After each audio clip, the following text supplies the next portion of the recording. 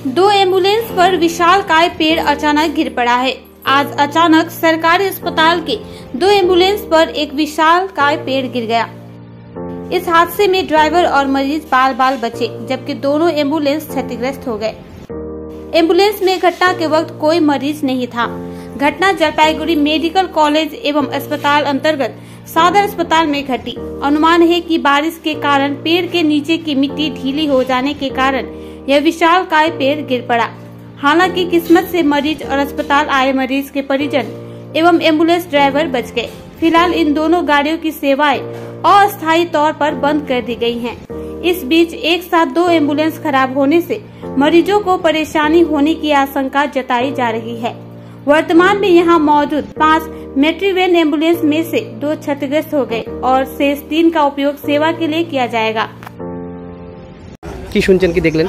আমরা তো এসে দেখলাম এখানে গাড়ি উপরে গাছ পড়ে আছে।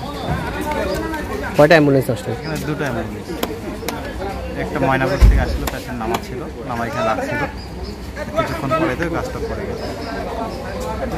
এখন 5টা গাড়ির মধ্যে দুটো গাড়ি, হ্যাঁ দুটো গাড়ি এখন এসে গেছে, এখন 3টা গাড়ি এখন থাকবে। পরিষেবা একটু অসুবিধা হবে, একটু অসুবিধা হবে। পরিষেবা তো অসুবিধা হবে, হ্যাঁ একটু অসুবিধা হবে, পরিষেবা এখন বড় সড়ো দুর্ঘটনা হতে পারতো, অবশ্যই হতে পারতো। কি দুর্ঘটনার হাত থেকে বেঁচে গেল গাড়িগুলো, সেটা তাহলে মায়েরা থাকে বা শিশুরা, হ্যাঁ মা বাচ্চারা থাকে, শিশুরা থাকে। আপনার কি নাম? বিমল অধিকারী, গাড়ির চালক। এবং কি আপাতত পরিষেবা তো দুটো গাড়ি বন্ধ থাকবে? আপাতত দুটো পরিষেবা বন্ধ থাকবে। কেন? মতো এখানে যে গাছটা পড়ে গেছে, আমরা সবাই স্টাফ ঘরে ছিলাম বসে, হুট করে ধুম করে একটা আওয়াজ হলো, সবাই এসে দেখি যে দুটো গাছের মধ্যে, দুটো গাড়ির মধ্যে গাছ পড়ে আছে। তারপর তো গাছের গোড়া একদম দেখছেন এখানে কন্ডিশনে আছে। না না, ওই মধ্যে ছিল, হ্যাঁ পেশেন্ট ছিল না।